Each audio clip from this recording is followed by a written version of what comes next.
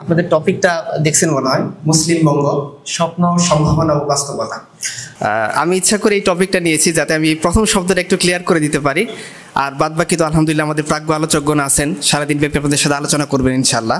আমি আসলে প্রথম শব্দটা যে আমরা কেন মুসলিম বঙ্গ বলতেছি, কেন এই ভূখণ্ডকে আমরা মানে ইসলামের সাথে, মুসলিমের সাথে বা মুসলিম আইডেন্টিটির সাথে জুড়ে দিচ্ছি, তার কিছু কথা আমি ইনশাল্লাহ অল্প সময় বলার চেষ্টা করব। আল্লাহ আমাদের তৌফিক দান করুন। আর তার আগে আপনাদের প্রতি অনুরোধ থাকবে ভাইরা, যে আলোচনাগুলো আমাদেরকে হয়তো দেখা যাচ্ছে যে ইলম অর্জনের জন্য দৌড়ে বিভিন্ন জায়গায় গিয়ে শিখতে হতো, সেই আলোচনাগুলো আলহামদুলিল্লাহ আমাদের সামনে আমাদের উস্তাদ মুফতি জিয়াউর রহমান সাহেব হাফিজাহুল্লাহ উনি বলে গেলেন। তো আপনারা এগুলো একে তো নোট করে রাখবেন, এবং আমি সহ আপনারা সবাই ইনশাল্লাহ যারা জেনারেলে আছেন তারা এই বাক্যগুলোর উপর আমল করার চেষ্টা করবেন ইনশাল্লাহ। তাহলে হয়তো আমাদের দাওয়াগুলো বেশি ইফেক্টিভ হবে ইনশাআল্লাহ তাআলা। এটা প্রথমে আপনাদের প্রতি আমাদের অনুরোধ রইল। এরপর আমি আমার টপিকটা শুরু করি। তার আগে আমি একটা প্রশ্ন করবো আপনাদেরকে, যিনি সঠিক উত্তর দিতে পারবেন আর যিনি ভুল উত্তর দিবেন তার জন্য পানিশমেন্ট হলো তিনি আমাদের সবাইকে কফি খাওয়াবেন। আচ্ছা, আমাকে বলেন যে বাংলা সাহিত্যের অন্ধকার যুগ কোনটা? কেউ দিবেন, বলেন। এই যে উনি আমাদের সবাইকে কফি খাওয়াবেন, কারণ ওনার উত্তরটা ভুল হয়েছে। ঠিক আছে, কেন ভুল হয়েছে দেখবেন যে আপনারা যারা বিসিএস নিয়ে পড়াশোনা করছেন, তাই না, আপনাদের এই যে হুমায়ুন আজাদের যে একটা বই আছে কত নদী সরোবরে, বা এগুলো পড়লে আপনারা দেখবেন যে একটা কমন কথা আমরা মুখস্থ করছি যে বাংলা সাহিত্যের অন্ধকার যুগ হচ্ছে 1250 থেকে নিয়ে 1350 সাল। কেন 1250 থেকে 1350 সাল? কারণ এর কিছু আগেই 1204 সালে অফিসিয়ালি মুসলিমরা এই ভূখণ্ডে প্রবেশ করেছে ইখতিয়ারউদ্দিন মোহাম্মদ বখতিয়ার খলজি রহমতুল্লাহ আলাইহির মাধ্যমে। তো আচ্ছা, কি অপরাধ এমন আমরা করলাম যে আমরা আসার পরে বাংলা অন্ধকারে পড়ে গেল? এর আগে কি আলোকানের মধ্যে ছিল এটা আমাদেরকে জানা দরকার না? Ultimate what is darkness? অন্ধকার কি? অন্ধকার মানে তো আলোর অনুপস্থিতি, তাই না? মানে আলো আসলে অন্ধকার দূরীভূত হয়ে যায়, তার মানে অন্ধকারটা হচ্ছে আলোর অনুপস্থিতি। আমরা একটু দেখি যে কি এমন আলো ছিল যে মুসলিম আসার পরে সব হুট করে সমস্ত লাইটগুলো নিভে গেল। কেন নিভে গেল, কিভাবে নিভে গেল, এটা একটু দেখা দরকার। আচ্ছা, মুসলিমরা আসার আগে এই ভূখণ্ডে কারা শাসন করছে? কারা? সেনরা শাসন করছে, আলহামদুলিল্লাহ। এর আগে কারা শাসন করছে? পাল্টা ছিল বৌদ্ধ। এরপরে যারা আসছে সেনরা। আচ্ছা, বলে সেনদের বাড়ি বাংলাদেশের কোন অঞ্চলে? কোথায়? দাক্ষিণাত্যের কোথায়? কর্ণাটকে। আচ্ছা, তাহলে সেনরা একজনও বাংলার নাগরিক না, তারা কোত্থেকে আসছে? বাংলার বাইরে থেকে আসছে। যেমন ধরেন ইংরেজরা বাংলার বাইরে থেকে আসছে, এরকম সেনরা কোত্থেকে আসছে? বাংলার বাইরে, ভারতের কর্ণাটক থেকে আসছে, হ্যাঁ, দক্ষিণ ভারতের অঞ্চল থেকে। তার মানে তারা এসে এই ভারতের এই অংশে, বাংলা অংশে কি স্থাপন করছিল? উপনিবেশ স্থাপন করছে। যেভাবে ইংরেজরা এসে আমাদের দেশে উপনিবেশ স্থাপন করছে, ওইভাবে 1097 সালে সেনরাই বাংলাদেশে ঢুকেছে, এবং 1204 সালে তাদের অফিসিয়ালি কর্তৃত্বটা পশ্চিমবঙ্গে খতম হয়েছে, পূর্ববঙ্গে অল্প দিন পর্যন্ত ছিল। তো এই সেনরা যে আসলো, এই সেনদের ধর্মের নাম কি ছিল? সেনরা কোন ধর্মের অনুসারী ছিল? হিন্দু ধর্ম অনুসারী ছিল। নাম শুনেতে বোঝা যাচ্ছে না, বল্লাল সেন, লক্ষণ সেন, হ্যাঁ। তো এই সেনটা ছিল হিন্দু ধর্ম অনুসারী। স্পেসিফিকলি যদি আরেকটু বলি যে হিন্দুদের ব্রাহ্মণ্যবাদী যে ধর্ম, সেই ধর্ম অনুসারী ছিল সেনটা, ছিল ব্রাহ্মণ। পরবর্তী তারা ক্ষত্রিয় ধর্ম গ্রহণ করে, মানে স্টেজের নিচে চলে আসে এবং যুদ্ধ বিগ্রহ যোগ দেয়। তার মানে সেনরা যে আসছে তারা খালি হাতে আসেনি। কি নিয়ে এসেছিল এই বাংলাদেশে? হিন্দুত্ববাদের জিনজির বা হিন্দুত্ববাদের শিকল, যেটা দিয়ে তারা এই বাংলাদেশকে বাঁধতে চাইছে। এবং আপনারা জানেন যে মনুসংহিতার একটা বিধান আছে যে ভগবান, তাদের পরমেশ্বর, মনুসংহিতার মধ্যে আপনারা পাবেন শ্লোক নম্বর 31-এর মধ্যে, যে পরমেশ্বর বা তাদের ভগবান আমাদেরকে 4টা বর্ণে বিভক্ত করছেন। সেগুলোর নাম কি? ব্রাহ্মণ, ক্ষত্রিয়, বৈশ্য, শূদ্র। আচ্ছা, ব্রাহ্মণের জন্ম পরমেশ্বরের কোত্থেকে? ওরা বলতেছে পরমেশ্বরের মুখ থেকে আসছে ব্রাহ্মণ, হাত থেকে আসছে ক্ষত্রিয়, উরু থেকে বৈশ্য এবং পা থেকে শূদ্র। তাহলে আপনারা বুঝতে পারতেছেন যে আলটিমেট এই ক্লাসিফিকেশনের মধ্যে কি আছে? ঝামেলা আছে। কেন ঝামেলা আছে? যে কারণ ব্রাহ্মণ সে তাদের ধর্মগ্রন্থ পড়তে পারবে, শুনতে পারবে, চর্চা করতে পারবে, কিন্তু শূদ্র সে ব্রাহ্মণ যেদিক দিয়ে হেঁটে যায় ওদিক দিয়ে হেঁটে যেতে পারবে না। ব্রাহ্মণ যে পুকুরে গোসল করে, পুকুরে গোসল করতে পারবে না। ইভেন এই শূদ্র যদি কোনো কারণে তাদের ধর্মগ্রন্থ, বেদ, গীতা কোনো কিছু ভুলেও শুনে ফেলে, তাহলে তার কানে মধ্যে সীসা গুলে দিতে হবে। তার মানে আলটিমেট এই জিনিসটা সেনরা আমাদের সাথে করে তাদের এই দেশে নিয়ে আসছে। আচ্ছা, যাদের কাছে এই ধরনের আদর্শ আছে যে মানুষ 4 বর্ণে বিভক্ত, ব্রাহ্মণ, ব্রাহ্মণ, ক্ষত্রিয়, বৈশ্য, শূদ্র, এবং ব্রাহ্মণরা হচ্ছে সমাজের আপার ক্লাস। তারা ধরাছোঁয়ার বাইরে, কথা বলার বাইরে, কোনো ধরনের প্রশ্নের বাইরে। এবং এরপরে যে অন্তর্জ শ্রেণী আছে শূদ্র বা এরও নিচে যারা আছে জবন, ম্লেচ্ছ, হাড়ি, ডোম, এরা ধর্মগ্রন্থ পড়া তো দূরের কথা, ব্রাহ্মণরা যেদিক দিয়ে হেঁটে যায় সেখানে হেঁটে যাওয়ার যোগ্য না, ব্রাহ্মণরা যেখানে পানি খায় সেখানে পানি খাওয়ার যোগ্য না, ব্রাহ্মণরা যে ধরনের কথা বলে, যে ধরনের ড্রেস পরে, ওরা ওই ধরনের ড্রেস পরার যোগ্য না। এই আইডিওলজি যাদের কাছে আছে, আলটিমেট তারা যখন শাসক হবে তারা কি করবে? শোষণ করবে না, তো শুধু মানুষকে একবারে ন্যাংটা করে ছেড়ে দিবে। আমি বলি একটু পরে, আমার কথা নেই, এখানে আপনারা একটু পরে আলোচনার মধ্যে পাবেন যে কিভাবে আপনারা, আমার কথা, আচ্ছা দক্ষিণ ভারতে আপনারা জানতেন না মহিলাদেরকে তাদের বুকের অংশ ঢাকার জন্য ট্যাক্স দেওয়া হইতো? আমার কথা, আমি যে বললাম যে মানুষকে ন্যাংটো করে ছেড়ে দেবে, এটা দেখেন আমার কথা না, এটা তাদের এক্সাম্পল। হ্যাঁ, আচ্ছা, তো এই যে সেন রাজারা তাহলে আমাদের দেশে কি নিয়ে আসলো? ব্রাহ্মণ্যবাদের জিনজির। এই ইতিহাসগুলো আমাদের জানা দরকার, কারণ আমরা বই পুস্তকে যেভাবে ইতিহাস পড়ি এটা ডাহা সব মিথ্যা কথায় ভরা। এগুলো লেখছে কারা? হিন্দুস্তানের তথাকথিত কিছু বাংলার পুনর্জাগরণবাদী বা বাংলার নবজাগরণের কিছু তথাকথিত পুরোধারা, যেটা আসলে আলটিমেট মিথ্যা বয়ান, মিথ্যা ইতিহাস, মিথ্যা কথা এবং অসংখ্য গোজামিলদের ঠাসা। হয়তো এই আলোচনা থেকে আপনারা কিছুটা আন্দাজ করতে পারবেন, আল্লাহু আলাম। আচ্ছা, তো বল্লাল সেন, লক্ষণ সেন বা এই সেন বংশের যারা শাসন ছিল তারা আলটিমেট আমাদের দেশে কী নিয়ে আসলো? ব্রাহ্মণ্যবাদীর। এবং ব্রাহ্মণদের একটা জিনিস হলো যে ব্রাহ্মণরা দেব ভাষা সংস্কৃত ছাড়া অন্য কোনো ভাষাকে সহ্য করতে পারে না। আলটিমেট তারা চায় না যে সংস্কৃত ছাড়া অন্য কোনো ভাষার প্রচার প্রসার হোক। ইভেন দেখেন আমরা বাংলা, আপনারা ছোটোবেলায় কেউ পড়ছেন কিনা আমার জানা নাই, আমরা পড়ছি যে বাংলাকে বলা হচ্ছে সংস্কৃতের, কি বলা হয়েছে বলেন? বাংলা হচ্ছে সংস্কৃতের কন্যা। এটা ডাহা মিথ্যা কথা। কারণ কি, সংস্কৃতের ক্লাসিফিকেশন দেখে সংস্কৃত যেখানে এসে থেমে গেছে, এরপরে দেশজ ভাষা, প্রাকৃত ভাষা, এভাবে করতে করতে অবহট্ট থেকে পর্যায়ক্রমে বাংলা আসছে। এই যে একটা মিথ্যা কথা, এটা আমাদের ব্রাহ্মণরা শিখেছে। কেন?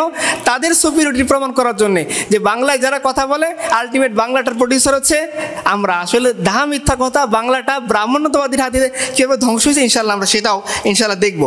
আচ্ছা, ব্রাহ্মণরা যখন এই দেশে আসলো, এই দেশের সংখ্যাগরিষ্ঠ মানুষের তখন কী ছিল? যখন সেনরা শাসন করতেছে কি ছিল? বৌদ্ধ ছিল। বৌদ্ধরা তাদের ক্লাসিফিকেশন অনুসারে কোথায় পড়ছে? কোথায় পড়ছে? শূদ্রেরও নিচে। কারণ শূদ্র হলো হিন্দু ধর্মের লাস্ট স্টেজ। যে হিন্দু না সে আলটিমেট কোথায় পড়ে যাবে? নিচে পড়ে যাবে। তো যখন তারা দেখলো যে এখানকার ম্যাক্সিমাম মানুষ হচ্ছে বৌদ্ধ এবং ম্যাক্সিমাম ভাষা হচ্ছে কি প্রোটো বাংলা, যখনও বাংলার জন্ম হয়নি। এই যে আপনারা একটা জিনিস দেখেন না, 1000 বছরের বাংলা ভাষা, এর চেয়ে ডাহা মিথ্যা কথা আর কোনো কিছু নাই। সুকুমার সেন বলছেন যে বাংলা ভাষার যে অস্তিত্ব সেটা চালু হয়েছে 16 শতাব্দীতে। 16 শতাব্দী মানে কত সাল? 1500 সাল। 1500 সালের আগে বাংলা, আসামি, উড়িয়া, অহমিয়া সবগুলো একসাথে ছিল। তো যে ভাষাটা 1500 সালের আগে আলাদা অস্তিত্বই লাভ করে নাই, সে 2024 এসে তার বয়স কীভাবে 1000 বছর হয়? মানে এটা কোন ক্যালকুলেটার হিসাব? আচ্ছা জানি না, হয়তো কোনো ভুলভাল ক্যালকুলেটার থাকতে পারে। আচ্ছা, তাহলে তারা এসে কী করলো? আলটিমেট দেখেন কী করলো। আমাদেরকে মুসলিমদের আমরা অনেক হীনমন্যতায় ভুগি মাঝে মাঝে যুদ্ধ জিহাদের কথা বলতে। না, নবী যুদ্ধ কথা বলছেন, আমি একটু সিরাতে একটু কঠিন করে লিখছি, তো আমাকে পরশু দিয়ে একজন হোয়াটসঅ্যাপে মেসেজ পাঠিয়েছেন যে আপনি এই কথাগুলো কঠিন করে লিখছেন কেন? ইসলামোফোবরা তো সুযোগ পাবে। আমি বলি ইসলামোফোবরা কি মানে হিন্দুদের শাসনে কোনো সুযোগ পায় না? শুধু সুযোগটা মুসলমানের শাসনেই পায়। আমি যদি দেখি যে সেনরা যে আসলো কী পরিমাণ জঙ্গিবাদী কার্যক্রম তারা চালাইছে। এই যে দেখেন আমাদের কথা না, আমি ম্যাক্সিমাম চেষ্টা করবো হিন্দুদের একটু রেফারেন্স দেওয়ার জন্য, কারণ যাতে মানুষজন না মনে করে যে আমি একপাক্ষিক আলোচনা করতেছি। ডক্টর ভূপেন্দ্রনাথ দত্ত তার বাংলার ইতিহাস বইটা বলতেছেন যে এই যে সেনরা বাংলাদেশে আসলো, আসার পরে তারা ফতোয়া জারি করলো যে প্রত্যেকটা ব্রাহ্মণ বৌদ্ধদের মস্তক যে কেটে এনে দিতে পারবে তাকে পুরস্কৃত করা হবে। বুঝতে পারছেন? আচ্ছা, আরও কি দেখেন, শুধু কর্তন না, মাথা কাটার পর উনি বলতেছেন কি যে মাথা কাটার পর এটাকে ঢেকিতে রেখে এটাকে ছেঁচতে হবে, এটাকে ফিসাইতে হবে, এবং যে বেশি ফিসাইতে পারবে তার সব তত বেশি হবে। আচ্ছা, এই কথাগুলো কি বলেন তো দেখি। আচ্ছা, আরও দেখেন যে এরা কি করতেছে, যে অত্যাচার পর অত্যাচার এমনভাবে করছে যে বৌদ্ধরা তাদের ভাষায় কথা বলাটা বন্ধ করে দিছে। প্রকাশ্যে অফিসিয়ালি রাস্তাঘাটে বৌদ্ধরা বাংলায় কথা বলতো না, পাশে সেনরা সৈন্যরা এসে তাদেরকে ধরে নিয়ে যাবে। ইভেন তাদের যে আপনারা জানেন যে চর্যাপদ তারা রচনা করেছিল, ম্যাক্সিমাম ছিল বৌদ্ধরা, এরা চর্যার ভাষাগুলোকে গোপন করে ফেলছে। চর্যার ভাষাটাকে বলা হচ্ছে কি আলো আধারী ভাষা, হেয়ালি ভাষা। কখনো প্রশ্ন করতে ইচ্ছে জাগে নাই যে চর্যা, যেটা বাংলা ভাষার তথাকথিত সম্পদ বলে দাবি করা হয়, এই ভাষাটাকে কেন হেয়ালিপূর্ণ করা হইলো? এটার কারণ কি ছিল? যে সেনরা এসে চাচ্ছিল না যে এই যে বাংলা ভূখণ্ড, এই বাংলা ভূখণ্ডের স্বাভাবিক সংস্কৃতির বিকাশ ঘটুক, স্বাভাবিক যে বাংলা ভাষা সেটার বিকাশ ঘটুক, স্বাভাবিক যে বাংলার সংস্কৃতি সেটার বিকাশ ঘটুক। সমস্ত কিছুকে বন্ধ করার জন্যে তারা সর্বদা অটল ছিল। এবং শুধু এটাই করে নাই, বাংলা জনগণরা যাতে বাংলা ভাষা শিখতে না পারে, হ্যাঁ, বাংলা জনগণরা যাতে তাদের মায়ের ভাষায় কবিতা চর্চা না করতে পারে, এই জন্য তারা সোমপুর বিহারকে পুরাই দিয়েছে। তৎকালীন সময়ে ইউনিভার্সিটিগুলোর নাম কি ছিল? সোমপুর বিহার, ময়নামতি বিহার। এই বিহারগুলো ছিল মূলত বাংলার ইউনিভার্সিটি। এই বাংলার ইউনিভার্সিটিগুলো কে পুরাই দিছে? কেন পুরাই দিছে? যাতে তারা বাংলা ভাষার চর্চা না করতে পারে।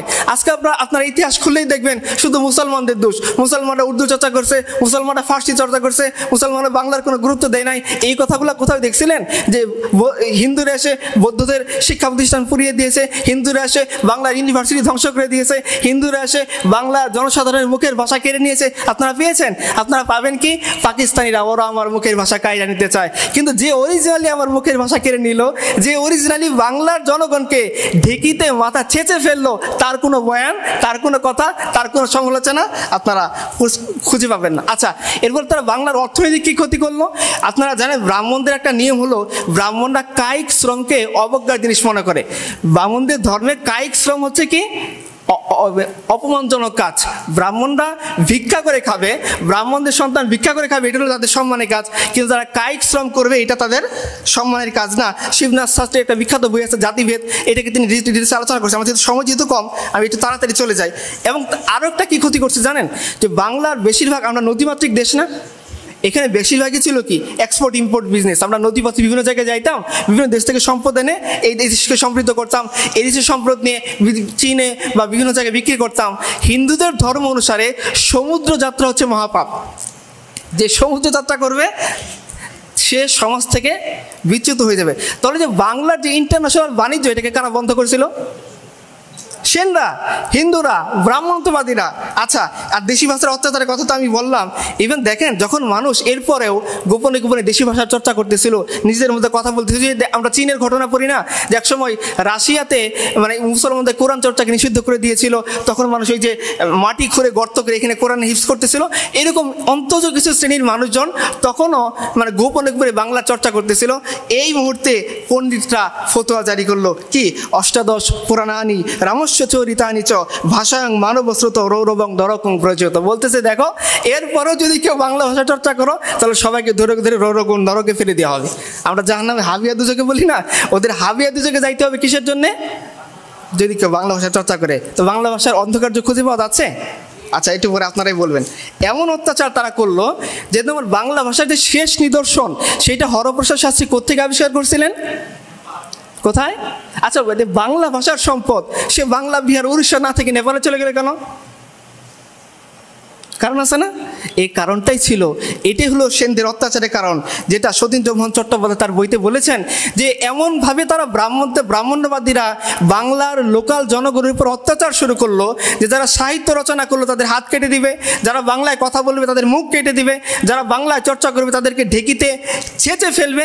এই দৃশ্য যখন বাংলার মানুষ দেখলো এবং তাদের উপর যখন অত্যাচারের স্টিম রোলার চলে এলো, তখন তারা নিজেদের জীবন, নিজেদের সাহিত্য, নিজেদের সংস্কৃতি বাঁচানোর জন্য কোথায় চলে গেল? নেপালে চলে গেল। তাহলে এখন আপনি বলেন যে আপনি 1250 সালকে বলতেছেন বাংলার অন্ধকার যুগ, কিন্তু 1250 সালের আগে তো ঘনকালো অন্ধকার আছে। সেই যুগটাকে আপনি কী যুগ বলে ডাকবেন? সে যুগে বাংলার জনসাধারণের কোনো দাম নেই, সে যুগে বাংলার অর্থনৈতিক অবস্থা খুবই ক্ষতিকর। এবং আরও একটা মজার জিনিস কি, আপনারা শুধুমাত্র মুঘল হেরেমের কাহিনী পড়েন, আপনারা শুধুমাত্র সুলতানদের হেরেমের কাহিনী পড়েন, বানানো মিথ্যা কাহিনী। আপনারা কি কখনো সেন যুগের হেরেমের কাহিনী পড়েছেন? সেন যুগের মধ্যে বাজারের প্রচলিত ড্যাশদেরকে রাজদরবারে আনা হইতো, তাদেরকে বিয়ে করা হইতো। লক্ষণ সেন, বল্লাল সেন, এদের কয়েকশো করে ওয়াইফ ছিল যাদেরকে তারা ইউজ করতো। সমাজের অন্তত শ্রেণী থেকে ধরে আনতো, বিভিন্ন জায়গা থেকে ধরে আনতো, বৌদ্ধদেরকে লোড করতো, ওদের গিয়ে তারা হেরেম বানাইছিল। এই হেরেমের কাহিনী কোথাও আছে? আছে কি? মুঘল হেরেমের সারা জাগানো প্রেম, তাই না? আচ্ছা, তো আলটিমেট মোটামুটি আলোচনাটা ক্লিয়ার যে সেনরা আমাদেরকে কী করছে, এগুলো একটু মুখস্থ করে নেন। সেনরা আমাদের উপর কী করছে? আমাদের উপরে অর্থনৈতিক অবরোধ আরোপ করছে, তুমি ব্যবসা বাণিজ্য করতে পারবে না, তুমি কায়িক শ্রম করতে পারবে না। সেনরা আমাদের বাংলা ভাষাকে ধ্বংস করছে, বাংলা চর্চা করতে পারবে না, বাংলা লিখতে পারবে না। সেনরা আমাদের স্বাভাবিক সংস্কৃতি, আমাদের বাংলা ভাষা, বাঙালি জাতীয়তাবাদ যেটাকে বলে উপস্থাপন করা হয়, সেইটার স্বাভাবিক গতিধারা কারা রোধ করছে? সেনরা। এরপরে আসলো কি? এই অত্যাচার, এই নিপীড়ন, এর মুখে যখন মানুষ তার জীবন বাঁচাতে কেউ চলে যাচ্ছে নেপালে। আপনারা জানেন যে গৌতম বুদ্ধ, তার জন্ম হচ্ছে ভারতবর্ষে, ভারতে সে তার ধর্ম প্রচার করছে, কিন্তু এখন ম্যাক্সিমাম ক্ষেত্রে আপনি বৌদ্ধদেরকে কোথায় পাবেন? হয় চীনে পাবেন, হয় নেপালে পাবেন, সিংহলে অথবা শ্রীলঙ্কায় পাবেন। কেন পাবেন? এই গোটা ভারতবর্ষের মধ্যে তথাকথিত হিন্দুত্ববাদী এবং ব্রাহ্মণত্ববাদী শাসকরা এই অধর্মী নাম দিয়ে, বিধর্মী নাম দিয়ে, অন্তজ নাম দিয়ে, শূদ্রের নিচে জবন, নেড়ে, ব্রাহ্মণ, এগুলো নাম দিয়ে তারা যে পরিমাণ অত্যাচার করছে, যে এই স্বাভাবিক যে বাংলার জনগণ ছিল, তারা তাদের জীবন বাঁচানোর জন্য কেউ চলে গেছে চীনে, কেউ চলে গেছে নেপালে, কেউ চলে গেছে সিংহলে। এটা হচ্ছে চর্যাপদ নেপালে পাওয়ার অন্যতম কারণ, যে বাংলা ভাষার কোনো নিদর্শন যদি এই হিন্দু সাম্রাজ্যের বল্লাল সেন, লক্ষণ সেন এরা দেখে, তাহলে তারা আমাদের অবস্থা শায়েস্তা করে ফিরবে। এবং তাদের পণ্ডিতরা ফতোয়া দিয়েছে যে যারা বাংলা ভাষা চর্চা করবে তারা জাহান্নামে যাবে। তাদের পণ্ডিতরা ফতোয়া দিয়েছে যে সমস্ত বাঙালিকে, বৌদ্ধকে যেখানে পাওয়া যাবে ওইখানে ধরে কতল করে ফেলো। আজকে আমরা সূরা তওবার আয়াত বলতে ভুল পাই, সূরা তওবার আয়াতের চেয়ে তো আরো ডেঞ্জারাস এখানে আছে। তারা কি কখনো ভয় পায়? তারা কখনো ভয় পায় বলতে? আচ্ছা, ঠিক আছে, ইনশাল্লাহ। তো এরপরে মুসলিমরা আসলো, কত সালে আসলো? 1204। এটা একটা ভুল ধারণা। মুসলিমরা কি 1204 সালে আসে? মুসলিমরা 1204 সালে আসে। মুসলিমরা এর আরও অনেক আগে মুসলিমরা আসছে। হ্যাঁ, বাবা আদম শহীদ, এর আগে আরও অনেকেই মুসলিমদের মধ্যে, এই যে দিনাজপুরে হারিয়ে যাওয়া মসজিদ আবিষ্কার হয়েছে না, কত সালে? রাসূলুল্লাহ সাল্লাল্লাহু আলাইহি ওয়াসাল্লামের মৃত্যুর কাছাকাছি সময়ের মধ্যে। এটা একটা ভুল ন্যারেটিভ আমাদেরকে প্রমাণ করার জন্য যে আমাদের বঙ্গটা হল আলটিমেট মুসলিম বঙ্গ না। আচ্ছা, এর বিপরীতে দেখেন, যখন সেনদের এই অবস্থা, যখন সাধারণ বাঙালির এই অবস্থা, যখন বাংলার অর্থনৈতিক অবস্থা এত খারাপ, এই মুহূর্তে মানুষের ত্রাণকর্তা রূপে আল্লাহ সুবহানাহু ওয়া তাআলা এই জমিনে পাঠাইছেন কাকে? ইখতিয়ারউদ্দিন মাহমুদ বিন বখতিয়ার খলজি রহমতুল্লাহি আলাইকে। তিনি এসে লক্ষণ সেনকে, মাত্র 17 জন অশ্বারোহী নিয়ে লক্ষণ সেনকে আক্রমণ করেছেন। এই লক্ষণ সেন যে তার নিচু জাতীয় বল্লভা, এই কি বলে, এই যে পতিতাদের সাথে যখন রঙ্গ তামাশায় মত্ত ছিল, ওই মুহূর্তে আমাদের পূর্বপুরুষ ইখতিয়ারউদ্দিন মাহমুদ বিন বখতিয়ার খলজি রহমতুল্লাহি আলাই, উনি এসে তাকে পেছনে দরজা দিয়ে পরিচালিত করতে বাধ্য করছেন। উনি ছিলেন মুসলিম, আলটিমেট তার কাছে কি ছিল? ব্রাহ্মণত্ববাদের জিঞ্জির। তার কাছে কি ছিল? তার কাছে ছিল ওই কথা যেটা আল্লাহ সুবহানাহু ওয়া তাআলা তাকে শিখাইছেন, যে তোমাদের মধ্যে সাদা এবং কালোর মধ্যে কোনো প্রভেদ নাই, আরব এবং অনারবের মধ্যে কোনো প্রভেদ নাই, ও খাটো এবং লম্বর মধ্যে কোনো প্রভেদ নাই। যদি প্রভেদের কারণ থাকে সেটা হবে কি? তাকওয়া।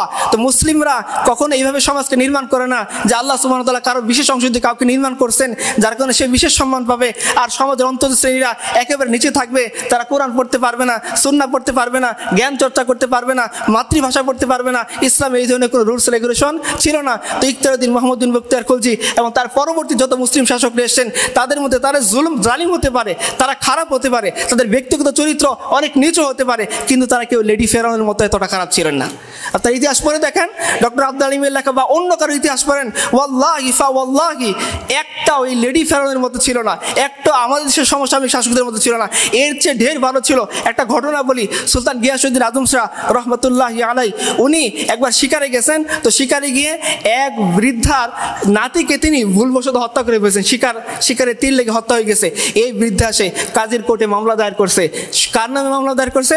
স্বয়ং সুলতানের নামে। সুলতান গিয়াসউদ্দিন আজম শাহ হাজিরা দিয়েছেন। এই বৃদ্ধ যখন এই দৃশ্য দেখছে, যে আমি একজন সাধারণ মানুষ, একসময় আমরা সেনদের শাসন দেখছি, সেনদের শাসনে ব্রাহ্মণদের উপরে চোখ তুলে তাকানো যাইতো না, চোখের মধ্যে সীসা করে দেওয়া হয়তো, ব্রাহ্মণদের বিরুদ্ধে কোনো কথা বলা যাইতো না, জবান কেটে দেওয়া হয়তো, বাংলা চর্চা করা যাইতো না, হাত কেটে দেওয়া হয়তো। আর আজকে আমি এক বৃদ্ধা অসহায়, আমি এসে স্বয়ং সুলতানের নামে মামলা দায়ের করছি। আর সুলতান তিনি মামলার হাজিরা দেওয়ার জন্য বাধ্য, তিনি কাজীর কোর্টে এসে উপস্থিত হয়েছেন। তিনি ওই দিন বলছেন যে কাজী, আমি আমার বিচার পেয়ে গেছি, আপনি সুলতানকে ছেড়ে দেন। এটা হলো ইতিহাস। আপনারা দেখেন যে মুসলিমরা যখন এইভাবে আনলো, স্বভাবতই বাংলার নবজাগরণ, বাংলার নতুন দুয়ার, বাংলার আলোকায়ন শুরু হয়ে গেল। কিন্তু আফসোস, আমরা বাংলার আলোকায়নকে বানাইছি অন্ধকার, আর যেটা অন্ধকার ছিল সেটাকে আমরা ভুলে গেছি। আচ্ছা, তো দেখেন, এই যে বাঙালিয়ানার কথা আমরা বলি, তাই না? বাংলা জাতি, বাংলা ভাষা, বাঙালিয়ানা, হাজার বছরের বাঙালি ইতিহাস। আপনারা কি জানেন যে বাংলা বলে আদতে কোনো ভূখণ্ডই ছিল না? জানেন বাংলা অঞ্চলগুলো কিভাবে বিভক্ত ছিল? বলেন তো দেখি একজন। গৌড়, পুন্ড্র, হরিকেল, সমতট, রাঢ়, বঙ্গ, এই নামে বাংলাগুলো বিভক্ত ছিল। যে বাঙালিয়ানার কথা বলে আজকে আমাদের তথাকথিত কিছু বাঙালিয়ানার দেবতারা, তাদেরকে বলুন তো যে বাঙালিয়ানা যে বলো, এই বাংলা শব্দটা কারা উদ্ভাবন করে দিছে?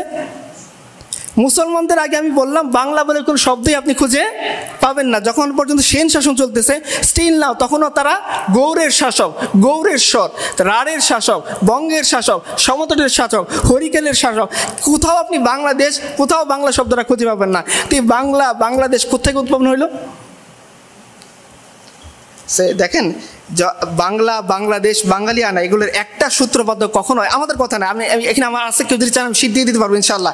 একেবারে দেখেন, হিন্দু শাসক রমেশচন্দ্র মজুমদার, ডক্টর বিপ্লব দাশগুপ্ত এবং বিখ্যাত নাস্তিক ডক্টর আহমদ শরীফ, তাদের লেখাগুলো আপনারা পড়েন, দেখবেন যে তারা সবাই স্বীকার করতেছে। এবং আমি একটা লেখা কোট করি, যে বিপ্লব দাশগুপ্ত বলছেন যে দেখেন, বাংলা একসময় বিশেষ কোনো রাজত্ব ছিল না এবং বাংলা বলে যা বলা হয় আদতে তার কিছুই অস্তিত্ব ছিল না। ডক্টর আহমদ শরীফ কি বলতেছেন, যে সামন্ত যুগে বাংলাদেশ, বাংলা অঞ্চল কখনো এক ছিল না, অখণ্ড ছিল না, বাঙালি জাতি বা বাংলাদেশ বলে কিছুই ছিল না। এবং তিনি আরও বলতেছেন, এই অঞ্চলের ভূখণ্ডের মধ্যে কোনো ধরনের বাঙালিয়ানার চেতনাই ছিল না।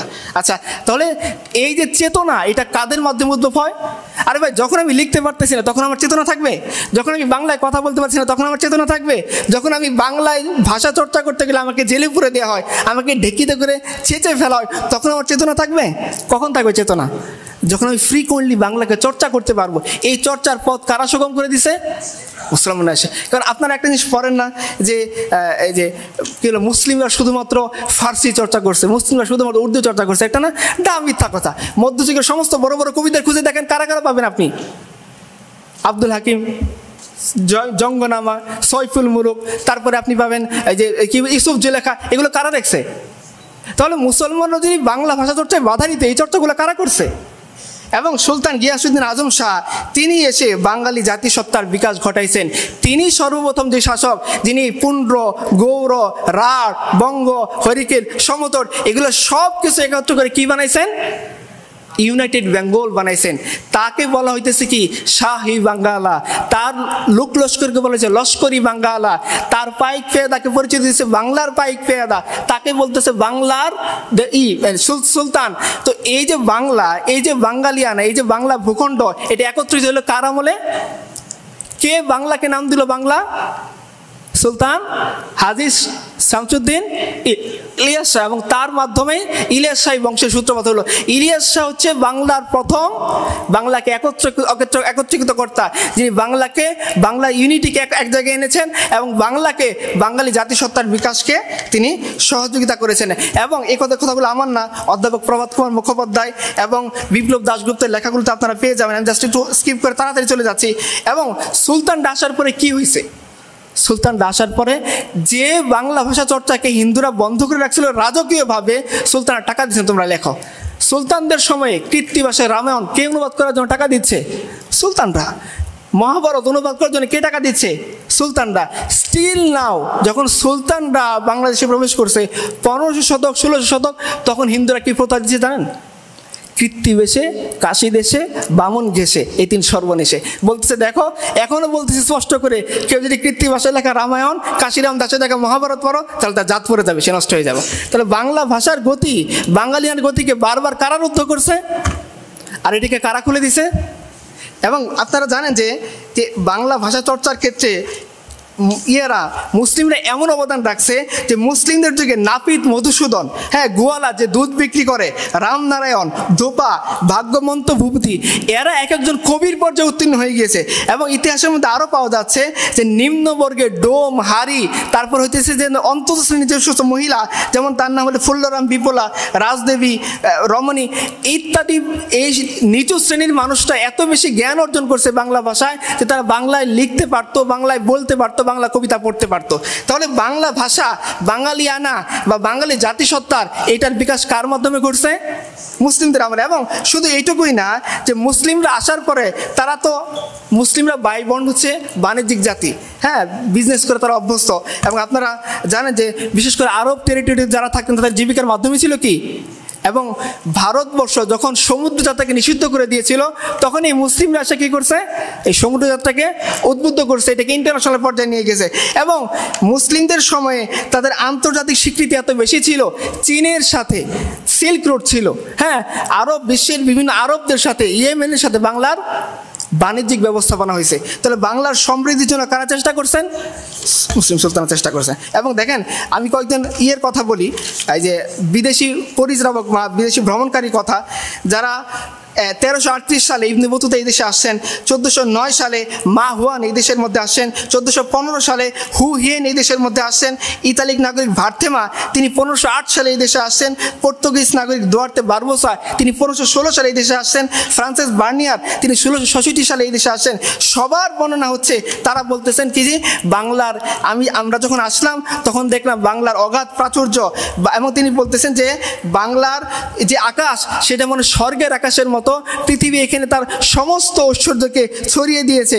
এবং বাঙালির আতিথেয়তা, বাঙালির সম্পদ দেখে এই সমস্ত পর্যটকরা বিস্ময়ে আবির্ভূত হয়ে যাচ্ছেন। এবং তারা বলতেছেন যে বাংলাদেশের মতো ভালো দেশ, বাংলাদেশের মতো সমৃদ্ধশালী দেশ, বাংলাদেশের মতো অর্থনীতিতে উন্নতশালী দেশ আমি আর কোথাও খুঁজে পাইনি। জাস্ট এক্সাম্পল দেন, পৃথিবীর সবচেয়ে স্টিল নাও দামি কাপড় কোনটাকে বলা হয়? মুসলিমকে। মুসলিম কোথায় বানানো হইতো? আমেরিকাতে। গ্রেট ব্রিটেনে? বাংলাদেশে। বাংলাদেশের ঢাকার মুসলিম ছিল পৃথিবীর সবচেয়ে বিখ্যাত মুসলিম। এই মুসলিম কাদের আমলে পাওয়া যাইতো? সিল্ক রোড, পৃথিবীর মধ্যে সবচেয়ে দামি সিল্ক সুতি বস্ত্র কোথায় উৎপন্ন হইতো? বাংলাদেশে। ইভেন আপনারা অবাক হবেন, আখ যে শিল্প, এই আখ শিল্পের একমাত্র কৃতিত্ব হলো বাংলাদেশ। বাংলাদেশ থেকে পৃথিবী শিখছে কীভাবে আখ থেকে চিনি বানাইতে হয়। এটা কে শিখাইছে? আরও দেখেন, শুধু এখানেই না, বাংলাদেশ কিভাবে এই ভারত ভূখণ্ডের এই অংশটুকু সুলতানদের আমলে কীভাবে ইন্টারন্যাশনালি তারা জিনিসগুলো মেনটেন করছে। আপনারা দেখেন, আন্তর্জাতিক বাণিজ্য হয়েছে 1405 থেকে 1432 সাল পর্যন্ত, 1435 থেকে 1459 সাল পর্যন্ত। বাংলার রাজারা চীনের রাজাকে হাদিয়া পাঠিয়েছে। হাদিয়া হিসেবে কী পাঠিয়েছে জানেন? জিরাফ তারা কোথেকে আনছে? আফ্রিকা থেকে আনছে। তার মানে বাংলার সাথে সুদূর আফ্রিকা, সুদূর চীন, সুদূর সিংহলের কানেকশন হয়ে গেছে, আরবের কানেকশন হয়েছে। এটা কাদের আমল হয়েছে? আর হিন্দুদের আমলে কি হয়েছে? সমুদ্রযাত্রা নিষিদ্ধ, ব্যবসা বাণিজ্য সব বন্ধ হয়ে গেছে। আচ্ছা, এবং আপনারা দেখেন আন্তর্জাতিক শিক্ষায় বাংলা কীভাবে অবদান রাখছে। সুলতান গিয়াসউদ্দিন আজম স্যার রহমতুল্লাহি আলাইহি, উনার নামে মক্কায় একটা ইউনিভার্সিটি ছিল, আপনারা জানেন? এইখান থেকে বাংলাদেশ থেকে মানুষ টাকা পাঠিয়ে কোথায় ইউনিভার্সিটি বানাইছে? তার ইউনিভার্সিটির নাম কি ছিল? আল মাদ্রাসা আল সুলতানিয়া আল গিয়াসি আল বাঙ্গালিয়া, মানে ইউনিভার্সিটি অফ সুলতান গিয়াসউদ্দিন আজম শাহ। বাংলা নাম দিয়ে মক্কায় তারা ইউনিভার্সিটি স্থাপন করে দিয়েছে। কাজে বাংলার সাথে ওইদিকে মক্কা, ওইদিকে আফ্রিকা, এদিকে চীন, সিংহল, পুরা বিশ্বের একটা ইন্টারন্যাশনাল কানেকশন কোন সময় হয়েছে? ব্যবসা বাণিজ্য সমৃদ্ধি কোন সময় হয়েছে? পর্যটকরা কোন সময় এসে বাংলার অর্থনৈতিক সমৃদ্ধির কথা বর্ণনা করতেছেন? বাঙালি আনার শুরুটা কোন সময় হয়েছে? বাংলা ভাষা শুরুটা কোন সময় হয়েছে? বাঙালি জাতিসত্তার পরিচয়টা কোন সময় পাইছি আমরা? ইভেন যে চারিত্রিক লাম্পটটা আপনারা সেন যুগের মধ্যে খুঁজে পেলেন, এখন দেখেন এই পর্যটককে জিজ্ঞাসা করেন যে আপনারা যখন বাংলায় আসলেন তখন কি আপনারা হেরেমের মধ্যে সুলতানদেরকে নাচ গান করতে দেখতেছেন?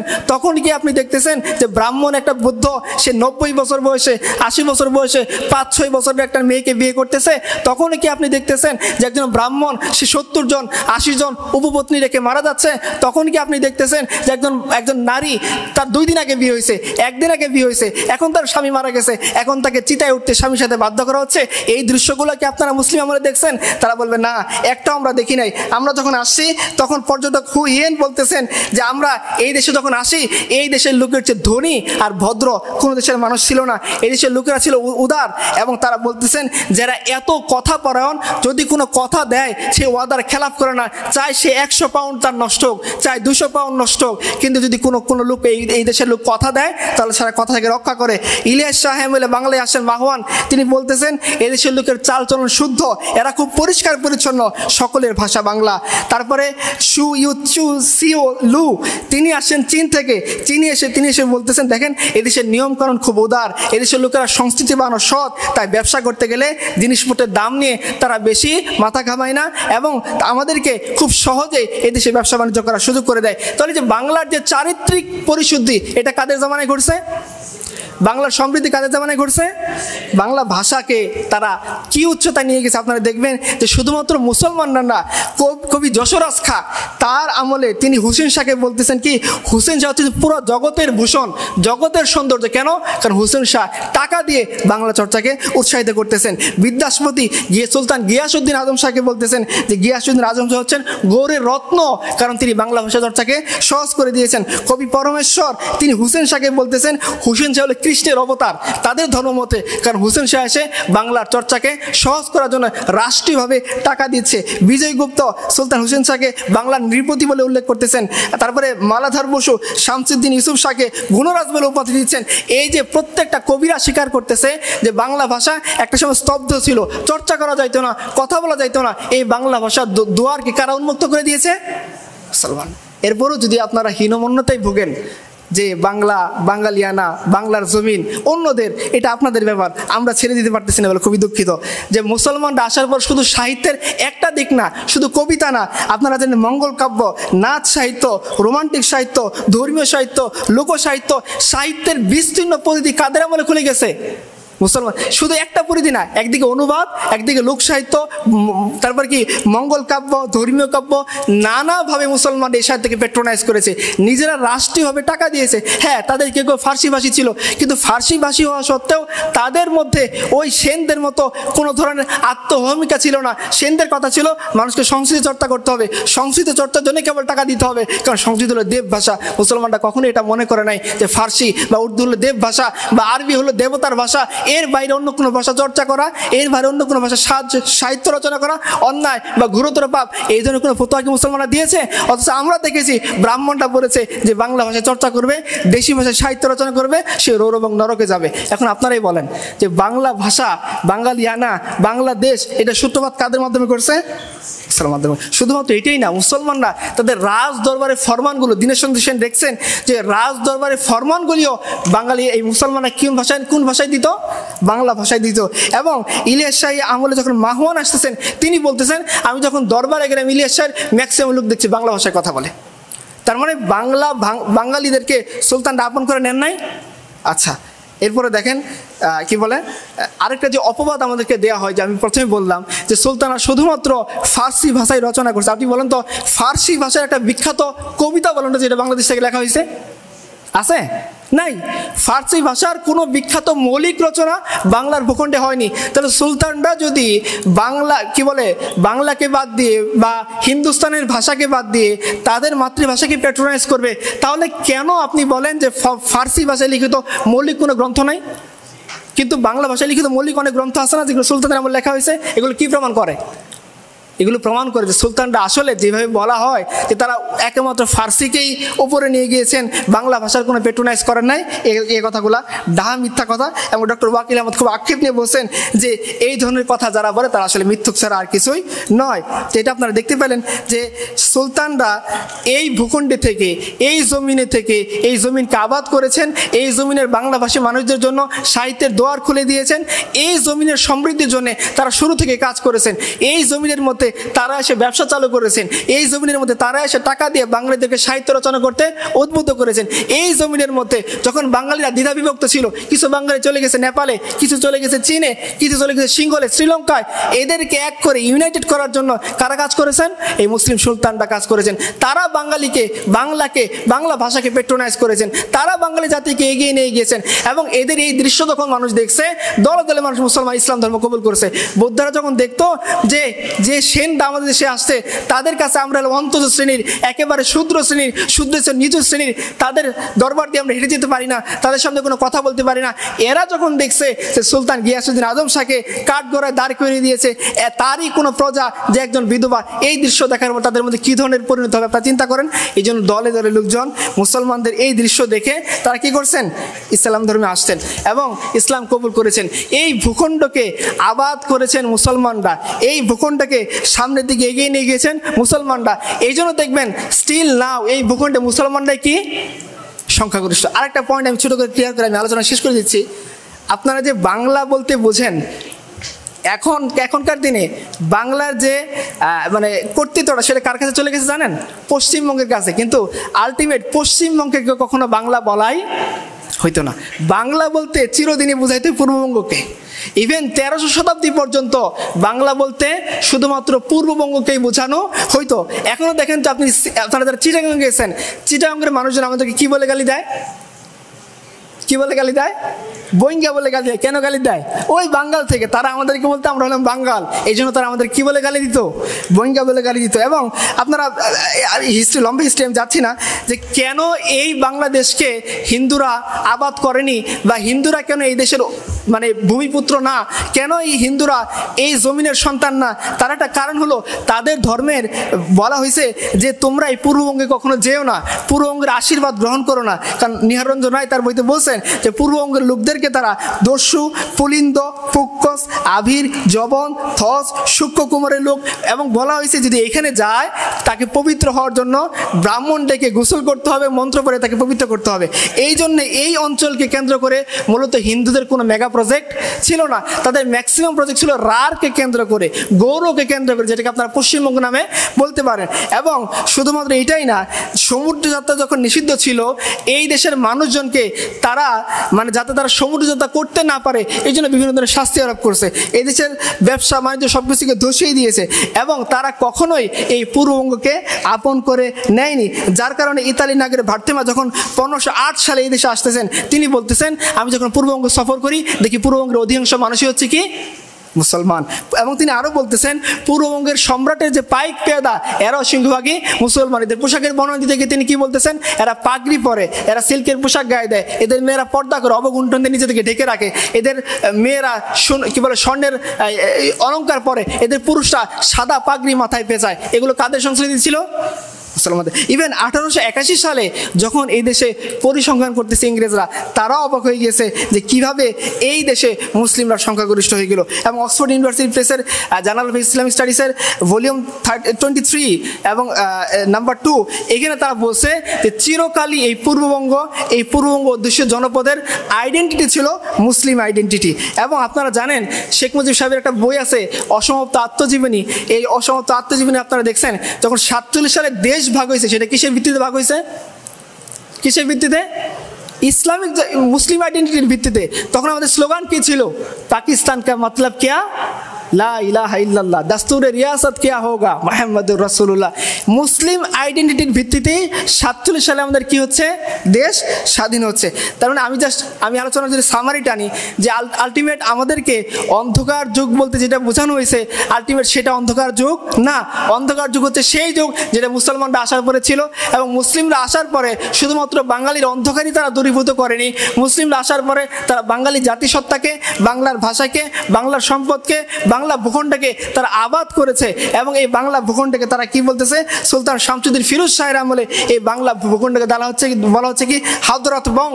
আমরা বলি না পূর্ণভূমি সিলেট, এই বঙ্গকে তারা বলতেছেন পূর্ণভূমি বঙ্গ। যে বঙ্গটাকে তারা পবিত্র করে তুলছিল কিসের মাধ্যমে? ইসলামের সাম্য, ইসলামের উদারতা, ইসলামের নীতি নৈতিকতা, ইসলামের মডেস্টির মাধ্যমে পুরা ভূখণ্ডকে তারা এক করে এনে, একক জাতিসত্তার অধীনে এনে, একটা রাজনৈতিক পরিচয়ের অধীনে এনে বাঙালিয়ানাকে বিকশিত হওয়ার সুযোগ দিয়েছিলেন। এবং তাদেরই দাওয়াতের প্রভাবে, তাদের আখলাকের কারণে, তাদের রাষ্ট্রনীতির কারণে, তাদের সমাজনীতির কারণে যখন রারের প্রভাবমুক্ত এই পূর্ববঙ্গ কী হয়েছে?